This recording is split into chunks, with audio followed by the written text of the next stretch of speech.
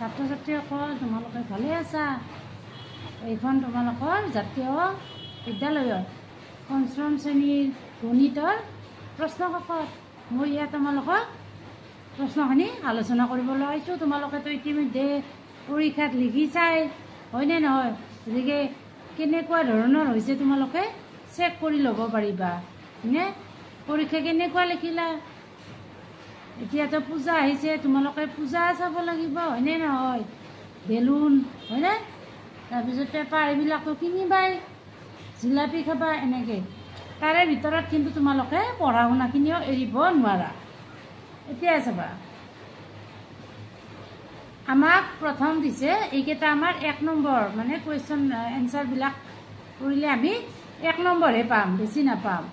গতিকে আমাৰ প্ৰথম প্ৰশ্নটো হৈছে যে 8টা অংক বিশিষ্ট আটাইতকৈ ডাঙৰ সংখ্যা কি? তোমালোকে জানা এটা অংক বিশিষ্ট আটাইতকৈ ডাঙৰ সংখ্যা লিখিবলৈ হ'লে এটা ন লিখা, হয়নে?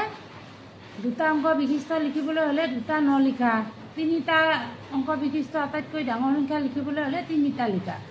এইদৰে আমাক কেইটা লিখিব দিছে? 8টা। গতিকে আমি কেইটা লিখিম? 8টা ন, 1 2 3 4 5 6 7 8। এতিয়া তোমালোকে আমাৰ ভাৰতীয় পদ্ধতিত কমাৰ ব্যৱহাৰ কৰিবলৈ জানা। প্ৰথমতে আমি 3টা এৰি দিছোঁ, তাৰপিছত 2টা, তাৰপিছত 2টা, হয়নে? গতিকে এইটো আমাৰ একক, হাজাৰ, লাখ, লাখৰ পিছত কি পাম? কোটি। গতিকে আমাৰ পাম 9 কোটি 99 লাখ 99,999। পাইছা বুজি? তাৰপিছত যিটো আমাৰ 2 নম্বৰ সংখ্যা দীঘল, হয়নে? 7 9 8 4 5 6 2 3 1 5। এই সংখ্যাটো কি কৰিব দিছে? আন্তৰ্জাতিক পদ্ধতিত আখৰেৰে লিখিব দিছে, নে? তোমালোকে ইতিমধ্যে ভাৰতীয় পদ্ধতি, আন্তৰ্জাতিক পদ্ধতি কেনেকৈ সংখ্যা লিখে সেই বিষয়ে পঢ়ি আহিছা। যে আমাৰ ভাৰতীয় পদ্ধতিত কি কৰা হয়? প্ৰথম এককৰ ঘেৰ। এককৰ ঘেৰত কেইটা থাকে? 3টা স্থান। এককৰ পিছত পায় হাজাৰৰ ঘেৰ, হাজাৰত পায় 2টা, তাৰপিছত পায় লাখ, লাখত পায় 2টা, তাৰপিছত কোটি, এনেকুৱা। আমাৰ আন্তৰ্জাতিক পদ্ধতিত কি হয়? 3টা একৰ ঘেৰত 3টা, হাজাৰত 3টা, তাৰপিছত মিলিয়ন, মিলিয়নৰ পিছত বিলিয়ন। গতিকে আমাৰ এককৰ ঘৰত কি কি পৰিছে? এনেকৈ কমা দি লোৱাচোন তোমালোকে। 3টাকৈ এককৰ ঘেৰত আছে 3 1 5, হাজাৰৰ ঘেৰত আছে 5 6 2, মিলিয়নত আছে 9 8 4 আৰু বিলিয়নত আছে 7। গতিকে ইয়াত যদি আমি আখৰেৰে লিখোঁ কি পাম? 7 বিলিয়ন 984 মিলিয়ন। এইখিনি বুজি পালা? মিলিয়নত কি আছে? 984। তাৰপিছত হাজাৰত কি আছে? 562,000 আৰু এককত আছে কি আমাৰ? 315। গতিকে এই ধৰণে আমি লিখিলোঁ। তাৰপিছত দিছে যে এইটো আমাক সংখ্যাতে আছে 5 0 6 3 1। এইটোক আমি স্থান মান অনুসৰি ভাঙিব লাগে। স্থান মান জানা? যে অংক এটাৰ কি হয়? সংখ্যাত 2টা মান থাকে। এটা হ'ল তাৰ স্থান মান, এটা হ'ল তাৰ নিজা মান। নিজা মানটো তাৰ কি হয়? কেতিয়াও সলনি নহয়। আৰু স্থান মানটো কি হয়? যেতিয়া আহি ঠাই সলনি কৰিব তেতিয়া তাৰ স্থান মানটো কি হৈ থাকে? সলনি হৈ যায়। এতিয়া চাবা, ইয়াত যে আমাৰ এককৰ ঘৰত 1 আছে, এককৰ নিজা মান কিমান? 1 আৰু স্থান মানো কি? 1। দশকত কি? তাৰ নিজা মান 3 আৰু স্থান মান কি হ'ব? 3 10 30। 6টো আছে শতকত 600, হাজাৰত আছে 0, তাৰপিছত হাজাৰ পিছত কি পাম? অযুত। গতিকে আমি সেইটো 50,000 বুলিও ক'ব পাৰোঁ। গতিকে আমি কি লিখিম ইয়াত? 5 পূৰণ 10,000 50,000 যোগ 0, তাৰপিছত শতকত আছে 6, গতিকে 100ৰে পূৰণ, তাৰপিছততো কিহেৰে পূৰণ? দশকত আছে 3, 2ৰে পূৰণ, হয়নে? তাৰপিছত এককটোক 1ৰে পূৰণ। তাৰপিছত আমি এনেকৈ লিখিব পাৰোঁ। শূন্যটো নিলিখিলেও কথা নাই, বা যদি তোমালোকে মন কৰা যে শূন্যটো লিখিব পাৰা। তাৰপিছত কুৱেশ্যন আমাক কি দিছে? পিছৰ প্ৰশ্নটো দিছে যে এটা কলমৰ দাম 20 টকা হ'লে 410টা কলমৰ দাম কিমান? যে তোমালোকে জানাই এটা বস্তুৰ পৰা বেছি বস্তুৰ দাম উলিয়াবলৈ হ'লে কি কৰিব লাগে? পূৰণ কৰিব লাগে।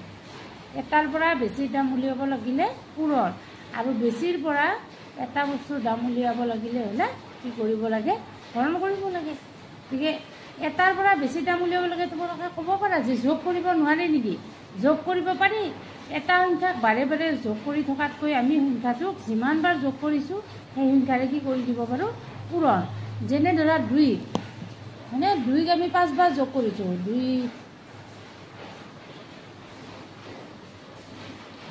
3 4 5 এনেকৈ 5বাৰ যোগ কৰিলে আমি কি পাওঁ যোগ 2 2 4 4 2 6 6 2 8 8 2 কি পালোঁ 10 হয়নে তাতকৈ আমি কি লিখিব পাৰোঁ 2 পূৰণ 5 মান 10 গতিকে আমি এটা সংখ্যাক বাৰে বাৰে কি যোগ নকৰি তাক যিমানবাৰ যোগ কৰিম সেইটো কি কৰিব পাৰোঁ পূৰণ কৰি লিখিব পাৰোঁ গতিকে এই ক্ষেত্ৰতো আমাৰ এটা কলমৰ দামৰ পৰা আমি যদি 410টা কলমৰ দাম উলিয়াওঁ তেতিয়াহ'লে কি কৰি দিম পূৰণ কৰি দিম এতিয়া পূৰণৰ বুদ্ধিটো চোৱা মুখে মুখে কৰিব পাৰি ইয়াতে এটা শূন্য আছে ইয়াতে শূন্য আছে এটা গতিকে আমি শূন্য দুটা আগতে লিখি দিছোঁ গম পাইছা বুজি পাইছানে এইখিনি যে শূন্য দুটা আগতে এইখিনি লিখি লৈছোঁ তাৰপিছত 2ৰে 1ক পূৰণ কৰিলে কি পাম 2 গুণ 2 আৰু 2ৰে 4ক পূৰণ কৰিলে কি পাম 2 4 গুণ 8 গতিকে এনেকৈ আমি কি কৰিম কুৱেশ্যনবিলাক আলোচনা কৰিম তোমালোকেও পঢ়ি থাকিবা হয়নে নহয় ছাত্ৰীসকল এইবাৰ এটা বেলেগ কুৱেশ্যন এইটো চাবাচোন যে ৰোমান সংখ্যাৰ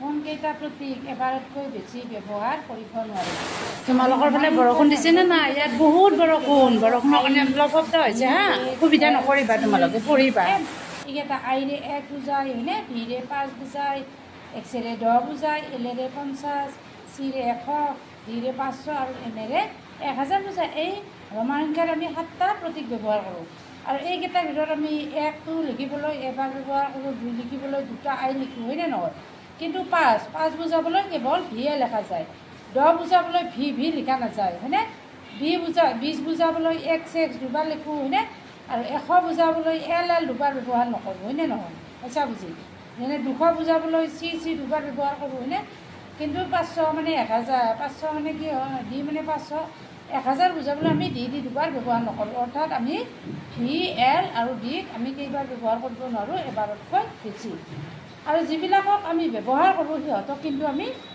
আটাইতকৈ বেছি 3বাৰলৈহে ব্যৱহাৰ কৰোঁ তাৰপিছত সুধিছে আমাক পূৰ্ণ সংখ্যা কিমানটা আছে পূৰ্ণ সংখ্যা কিহৰ পৰা আৰম্ভ হয় তোমালোকে জানানে পূৰ্ণ সংখ্যা আৰম্ভ হয় 0ৰ পৰা আৰম্ভ হৈ কিহলৈ থাকে অসীমলৈ থাকে সেইকাৰণে আমাৰ পূৰ্ণ সংখ্যা কি হ'ব অসংখ্য পালা বুজি তাৰপিছত দিছে যে স্বাভাৱিক সংখ্যাৰ ক্ৰম বিনিময় ধৰ্মটোত পূৰণৰ ক্ষেত্ৰত উদাহৰণ দিব দিছে পূৰণৰ আমি 2টা স্বাভাৱিক সংখ্যা ধৰি লৈছোঁ 2 আৰু 5 পূৰণ কৰিলে কি পাওঁ 10 5 আৰু 2 পূৰণ কৰি দিলেও কি পাওঁ 10 গতিকে আমি কি লিখিম ক্ৰম বিনিময় বিধি পূৰণৰ 2 পূৰণ 5 সমান 5 পূৰণ 10 ইয়াত যিহেতু আমাৰ 1 নম্বৰ দিয়া আছে সেইকাৰণে আমি দেখুৱাই দিয়া নাই বুজি পাইছা তাৰপিছত সুধিছে এটা সংখ্যাৰ আটাইতকৈ ডাঙৰ উৎপাদকটো কি সংখ্যা এটাৰ উৎপাদক আটাইতকৈ ডাঙৰটো কি হ'ব নিজে হ'ব তোমালোকে এইটো দেখুৱাই নিদিলেই হ'ব কাৰণ মই 1 নম্বৰৰ প্ৰশ্ন হয়নে নহয় এইবিলাক 1 নম্বৰ সেইকাৰণে দেখুৱাই নিদিলেই হ'ব গতিকে মই বুজি পোৱাৰ কাৰণে দিছোঁ যেনে ধৰা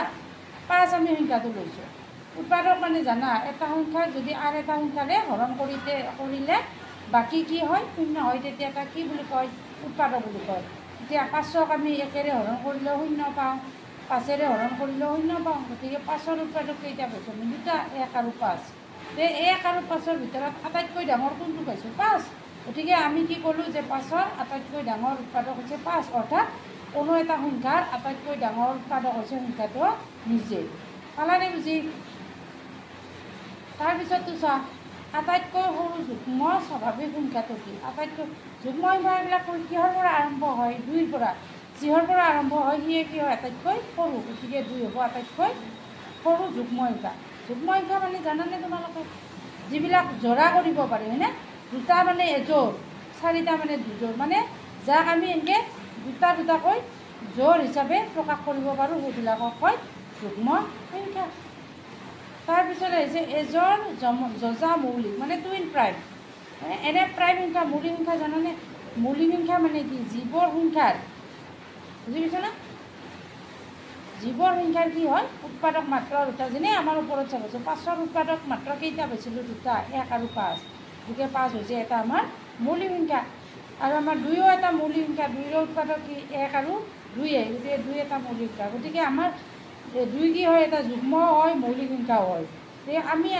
এতিয়া আচল কথাটো লৈ আহোঁ এতিয়া যজা মানে টুইন প্ৰাইম মানে কি টুইন প্ৰাইম মানে হৈছে যদি 2টা মৌলিক সংখ্যাৰ মাজত এটা যদি যৌগিক সংখ্যা থাকে তেতিয়া সিহঁতক যজা মৌলিক সংখ্যা বা টুইন প্ৰাইম বুলি কোৱা হয় থাকিব মনত যদি দুটা মৌলিক সংখ্যাৰ মাজত কি হয় এটা যৌগিক সংখ্যা থাকে তেতিয়া এটা যজা বা টুইন ইংলিছ টাৰ্মটো তোমালোকে একেলগে শিকি যাবা দেই তেতিয়াহে সুবিধা হ'ব গতিকে ইয়াত চাবা 3 আৰু 5ৰ মাজত এটা যৌগিক সংখ্যা কি আছে 4 উৎপাদক কি 1 2 4 গতিকে 4 উৎপাদক দুটাতকৈ বেছি দুটাতকৈ যদি উৎপাদক বেছি হয় সিহঁতক কি কয় যৌগিক বুলি কয় হয়নে আৰু ইয়াত যিহেতু আমি দিছোঁ 5 আৰু 7 লিখিব পাৰা 5 আৰু 7ৰ মাজত কি আছে 6 বুজি পাইছা এনেকৈ লিখিব পাৰা তোমালোকে এইটো কথা মনত ৰাখিব আছে কি এটাতকৈ বেছি কি থাকিব নোৱাৰে যৌগিক সংখ্যা থাকিব নোৱাৰে দুটা মৌলিক সংখ্যাৰ মাজত এটাতকৈ বেছি যৌগিক সংখ্যা থাকিব নোৱাৰে